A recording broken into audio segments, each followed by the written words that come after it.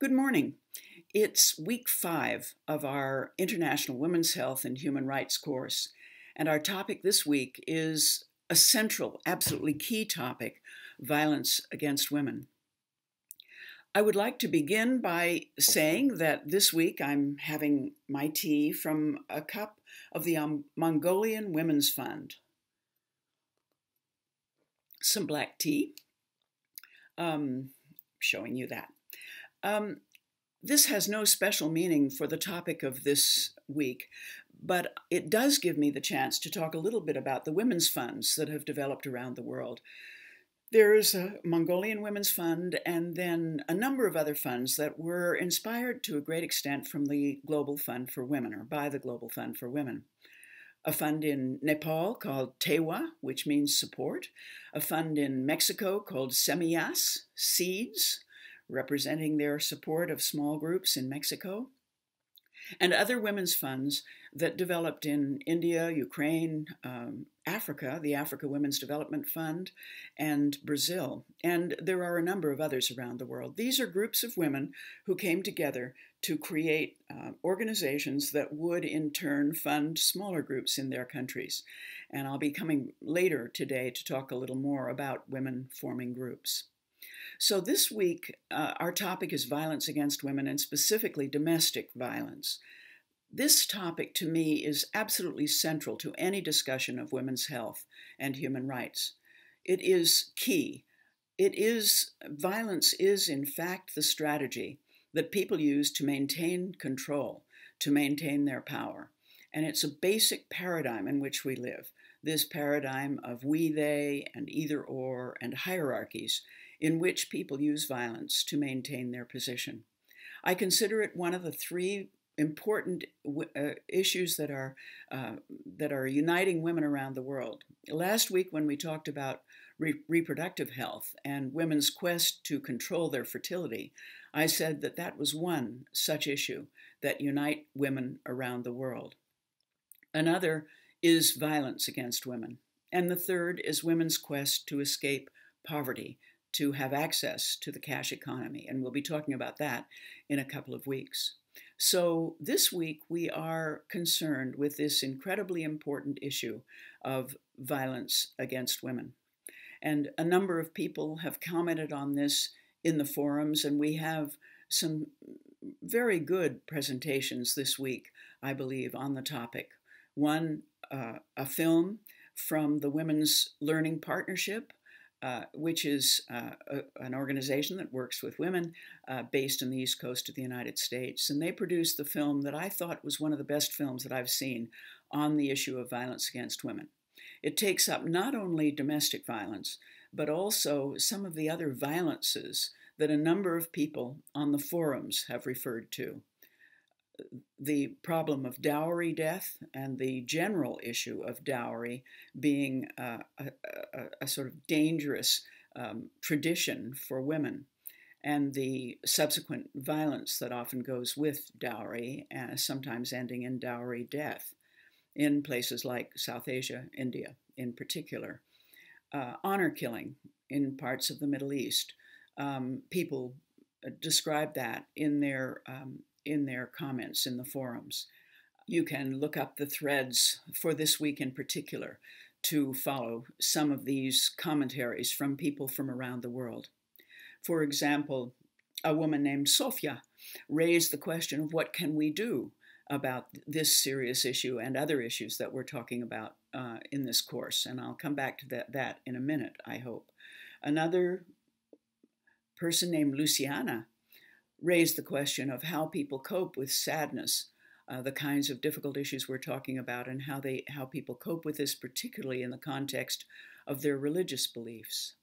Another woman wrote, I think her name, Nikodis, wrote about wanting to get together and interact with people from the Arab world, to form groups to discuss these particular issues, and particularly the problem of, she referred to talak, the problem of a man being able to divorce a wife just by pronouncing these words. So the question about what we can do keeps coming up, and I actually responded to a number of the comments on the forum by writing to people in following comments to those threads or on those threads. And I kept finding myself saying, one thing that I would suggest when we think of what to do about this is to come together with others who are like-minded, who want to think and talk about these issues and see if they can do something about them in their own societies. There's no beginning too small. You can begin with 3 women, 5 women, or men and women who are concerned about these issues, and talk about them and how they affect you and others in your society and what might be done about it. There are thousands of groups that have developed around the world, some that began very, very small, most that began small, and the Global Fund for Women is one such example, and grew into significant forces in their societies to deal with these issues, with all of these kinds of issues. One, I was particularly struck by this yesterday here in Maine. As you see, I'm in my little cabin, which is in Maine, the northeastern part of the United States. It's a very simple cabin, as you might note, but very comfortable and nice. We don't have any real electricity here. We have a solar panel, and we pump our water, and we have a very quiet time. Well, yesterday I was in the little village nearby my cabin, and we picked up a copy of the local paper called the Island paper, the Island Advantages paper. And in it I noticed an ad, a little boxed statement, which I'll read to you now. It said, "Domestic abuse. Does it affect you or someone you care about? Call," and then they gave the number and the name. The next step was the organization's name and a telephone number, a confidential number. And at the bottom, it said that this was sponsored by an organization called Islanders Against Domestic Abuse. And here's an example here in a little town in the United States where people have come together to be concerned about and do something about what they're describing as domestic abuse and what I describe as domestic violence. I was reminded by picking up that paper and seeing that ad of a notice that I had seen in a tiny town in the Amazonian region of Ecuador. And there was a notice up in the middle of the town saying very much a similar thing as this, that is asking the question, are you safe at home? Are you suffering from domestic violence? If so, or if you know someone or you have a friend who's suffering in this way, then call this number. And they gave the number. And the point that is being made here, of course, is that this problem, domestic violence, is a worldwide problem. This is violence at the hands of intimate partners, at the hands of family members, whether it's ordinary domestic violence between a man and a woman or a community coming together and punishing a woman for incorrect behavior, as in the case of honor killing, and so on. This is a worldwide problem.